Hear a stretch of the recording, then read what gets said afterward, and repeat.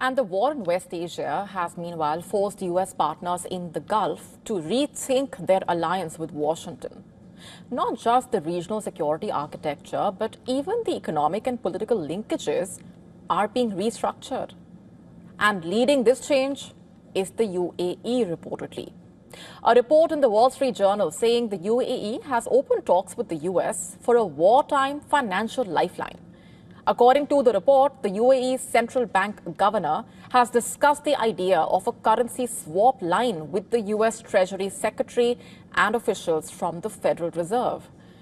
The request reportedly underscoring the hit to the Emirati economy and its status as a global financial hub since the beginning of the Israeli-US war on Iran.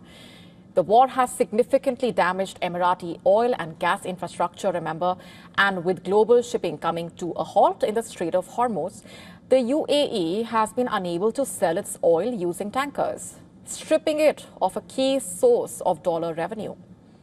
And the US naval blockade has added a whole another layer of uncertainty, turning the critical waterway into the new battleground in a way. And it's not just Iran. Gulf countries like the UAE also feeling the heat, of course.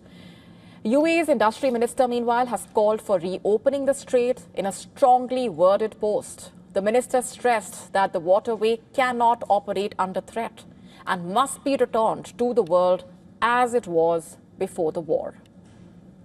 Questions also being asked about the US security umbrella in the region overall.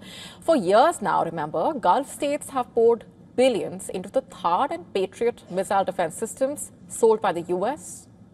In fact, in May last year, the Saudis had sealed a $142 billion arms package, which included THAAD and Patriot missiles. But Iranian retaliatory attacks, especially with cheap Shahid drones, exposed the limitations of the US missile defense systems. The string of the US military bases in the Gulf, also under the scanner.